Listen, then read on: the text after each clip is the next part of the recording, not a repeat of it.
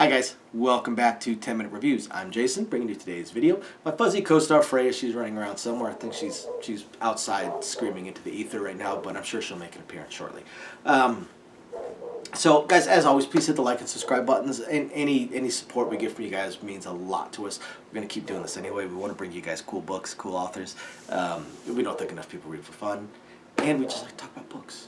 I know I say we a lot. My wife will be on here when she can. So, today I want to talk about, not really a book, but I want to talk about a series, or a world rather, and an author that I have not talked about in the past, guys. This is an author that you absolutely must check out. He is great.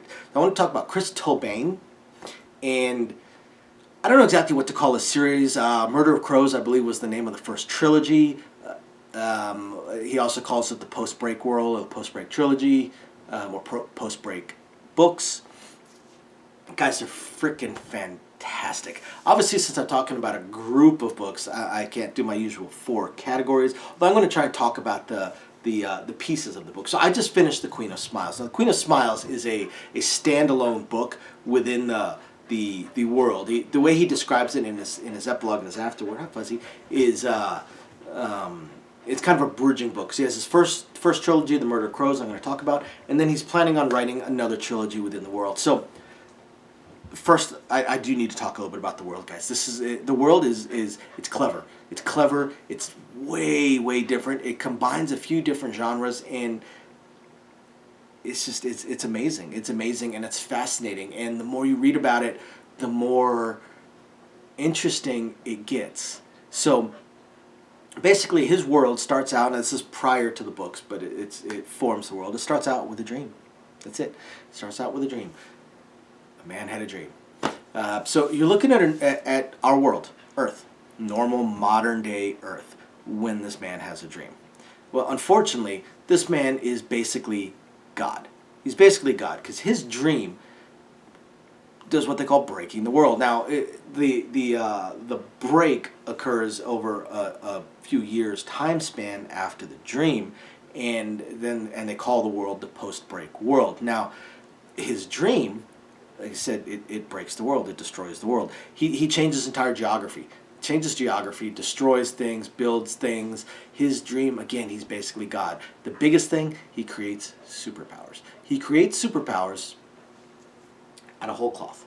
He also creates beings out of whole cloth. I can't even call them people, because some of them, they're absolutely not. And the first trilogy, this is set after the break. All his books are set post-break so far, and it's set in the Free States, which is in the West, basically California-ish area, or the coast area, and they're the Free States because government's collapsed. You're basically combining superheroes, really cool superheroes, really interesting superheroes. You're combining superheroes with post-apocalyptic Mad Max kind of world. There's warlords and small little towns and badlands and stuff like that. Basically, the entire central United States is just the badlands. There are God-level superpower beings. In fact, Mexico has one, Tezcatlipoca, I believe, is what he goes by, that is encroaching up north. Nothing seems to be able to stop him. There's like 3 or 4 Grand Apocalypse, and there's 3 or 4 that are just unstoppable, almost God-level super beings, including, I think his name is Dominion, that is in the Free States. And the Free States is basically the closest thing we have to a modern society. They have citizens, they have a police force, they have modern amenities, and they have a superhero academy. And that's where the Murder of Crows comes into play. This trilogy is based around one guy. I think his name is William, but he doesn't go by William. He ends up going by Walker. He's called Bakersfield by one character, the Queen of Smiles, that pops up in book 1.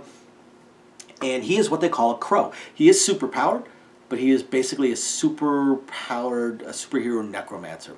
They do exist, but they're very rare, and they are not well liked. In fact, they're hated, despised, reviled, because all crows go insane. All crows go insane, and all crows turn evil. And he does not want to. He wants to be a hero, and he believes he can be a hero. And it starts out with him, the very first book deals with him entering the Superhero Academy, basically going to the academy. And the trilogy deals with Walker learning about his powers, learning what he can do, and basically exploring the world a little bit and growing into the hero or being that he is going to eventually be. He does at one point actually end up interacting with Dr. Nowhere, who is the man who had the dream, that broke the world. Again, guys, it's a fascinating. I could probably talk for an hour about this trilogy. It is absolutely incredible. Murder of Crows is a ridiculously good, super powered, super hero, super villain, post-apocalyptic awesomeness. It's amazing. It's amazing. I don't want to keep going on and on and on about it. It's fantastic. You got to check it out. So Walker does seem to have a pretty finite character arc, an awesome character arc. Really, you really don't see it coming. You don't see what ends up happening with him. You really don't see it coming. But it makes sense, and it works out well, and it kind of fits with the darker tone of the books. The book has some hilarious dialogue. The dialogue is great, and the writing style is great. The dialogue it'll make you laugh out loud a few times. But despite that, most of that is just really how cynical the characters can be and how smart ass the characters can be, which is probably why I like them so much. But the world itself, it's a dark world. It's a dark world. It's a cynical world. It's a jaded world, and even the brightest stars, the shiniest stars, they're not that shiny, and they're a little bit jaded as well. And there's some darkness to them, and it's fascinating. So the trilogy really ends well. And then Chris has some short stories set in his post-break world. And then he popped out just recently with a book called Queen of Smiles, which is based around a recurring character from The Murder of Crows. And she's got a secret, and I'm not going to bring that secret up. It's one that you kind of learn in the third book of Murder of Crows, and that you really get a sense of, but it really gets fleshed out in this book, Queen of Smiles, that he originally planned as being a short story or novella, standalone in between the Murder of Crows and the next trilogy he wants to write within his world. But it just kind of took on a life of its own because the character is awesome. The character is absolutely awesome. So we've got the Queen of Smiles, who's been a mercenary and an assassin, and she's a lot of things that are kind of spoilerish if I were to say them. And after what happened at the end of Murder of Crows, she basically not disappeared, but she kind of went into hiding for a few years. I think it's 3 years is what they say in the book. She's a little bit different, so she can't say she was scarred or had any trauma from it or anything along those lines, but she definitely needed to do some thinking. So she withdrew from the world, basically. And now 3 years later, she's coming out a little bit. She goes to a town that she's been going to for a long time, many decades. And it's been burned to the ground. Everybody dead. People that she knew, dead. And one thing that you kind of learn through this book is that the Queen of Smiles doesn't necessarily have friends, although she should. And maybe she'll learn to eventually. But she believes in debts. And she decides that this is a debt that needs to be repaid. And unfortunately, this debt that needs to be repaid is owed by a new warlord that has popped up from the east coast, that has taken over and is amassing a huge army of superpowered beings and is working their way west, basically just trying to build their own empire.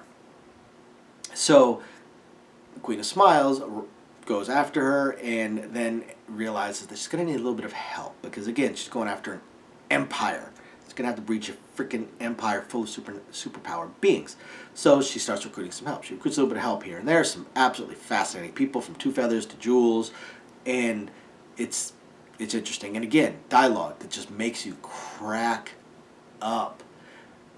And again, this book definitely has a finite beginning, middle, and end. It's definitely a self-contained story, but I have a sense that the Queen of Smiles is going to be showing up in whatever trilogy Chris is going to write next in this world, and I cannot wait. So, if you guys have not checked out Chris Tullbane in his Post-Break World, Murder of Crows trilogy. You have to check it out. After you hit the like and subscribe buttons, guys, go check it out. Thank you, everybody, for watching. We will catch you next time.